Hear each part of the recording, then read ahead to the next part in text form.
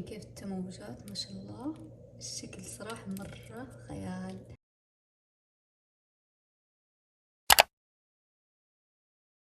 السلام عليكم ورحمة الله، كيفكم يا جماعة؟ إن شاء الله بخير. في هذا الفيديو راح أشارككم طريقتي في الماربل كيك بخطوات بسيطة ومرة سهلة. طبعا الماربل كيك من أبسط الكيكات واللي أتوقع كلكم تحبونها، وكمان بشارككم بعض الأسرار اللي تضمن لكم نجاح الكيك وقوامه الطري والهش واللذيذ. ولا تنسون اللايك والاشتراك، ويلا نبدأ. قبل ما تبدون تسوون الكيكة يا بنات، تأكدوا ان كل المقادير بنفس درجة حرارة الغرفة عشان الكيكة تضبط معاكم. اول شي راح اسويه، راح اخلط المكونات الجافة مع بعض. نحتاج كوبين دقيق وملعقة من البيكنج بودر ورشة ملح. نخلط المكونات الجافة ونخليها على جنب. هذه الخطوة بتغنيكم عن نخل الدقيق والمكونات الجافة، وصراحة أنا أحبها لأني أحس إن كل المكونات الجافة راح تتوزع بالتساوي في الكيكة. نخليها على جنب. والحين نبدأ في المكونات السائلة. أول شي نحتاج 3 بيضات. بسم الله.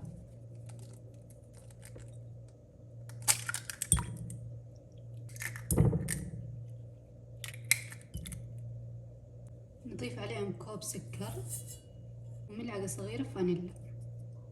نخفق هذه المكونات لين ينتفش الخليط ويصير لونه فاتح.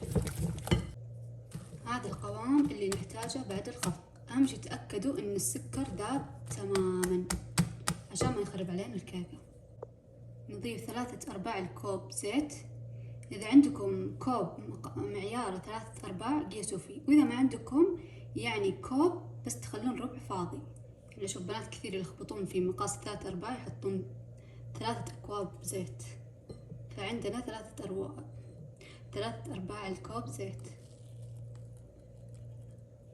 ونحتاج كوب حليب سائل. نخلطها شوي عشان يمتزج الحليب والزيت مع باقي الخليط. والحين نبدأ نضيف المكونات الجافة بالتدريج ونحرك. أهم شي يا بنات بعد ما نضيف الدقيق ما نخلط مرة، يدوب نخلط خلط خفيف عشان يختفي الدقيق، لأن الخفق القوي مع الدقيق راح يعطينا قوام الكيك كذا مطاط وكاسي مو حلو، فبس نخلط لين ما يختفي الدقيق. كذا الخليط صار جاهز. والحين نحتاج نقسم الخليط نصفين عشان نضيف عليه الشوكولاتة البودر. نضيف عليه ملعقتين من الكاكاو.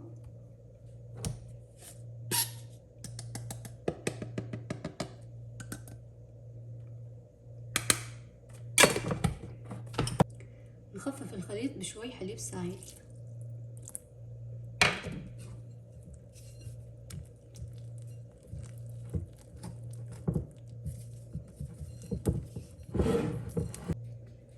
وعندي هنا قالب الكيك غلفته بورق الزبدة كذا بشكل عشوائي.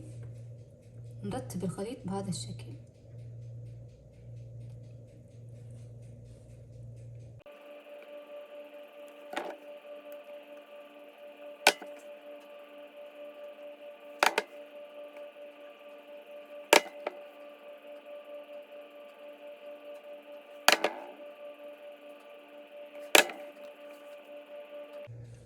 وبكذا خلصنا كل الخليط. شايفين المنظر؟ راحة نفسية. وبعدين بعود خشبي راح نسوي هذه الحركة. هذه الحركة مفيدة لترتيب شكل الكيك، وكمان عشان الهواء اللي في الكيك يطلع وما يخرب علينا قوام الكيك. راح أدخل الكيك في الرف الوسط على حرارة 180 لمدة 40 إلى 45 دقيقة، طبعا بدون ما نفتح الفرن عشان ما يهبط الكيك. بعد 45 دقيقة راح نشوف إذا استوى ولا لا. اوكي. وعلى بال ما يخلص الكيك راح ننظف كل هذه الحوسة. ليتس جو. واو، شكل خرافي. خلونا نشوف إذا استوت ولا لا. شوف نظيف يعني مستوي. الحين بشغل عليها شوي من فوق بس عشان تتحمر، لأن تشوفون لونها كذا فاتح مو حلو. خلوكم منتبهين لا، لأن على طول بتتحمر وتحترق.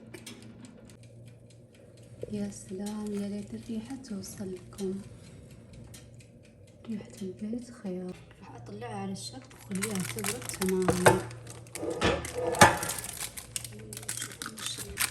راح أخليها تبرد مرة تمام، بعدين نقطعها عشان ما تخرب ويحار.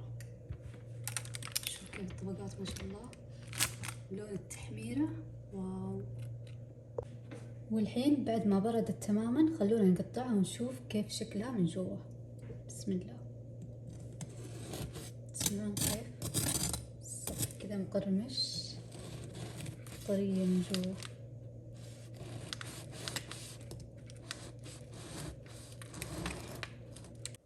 شايفين الشكل كيف ما شاء الله مضبوطة.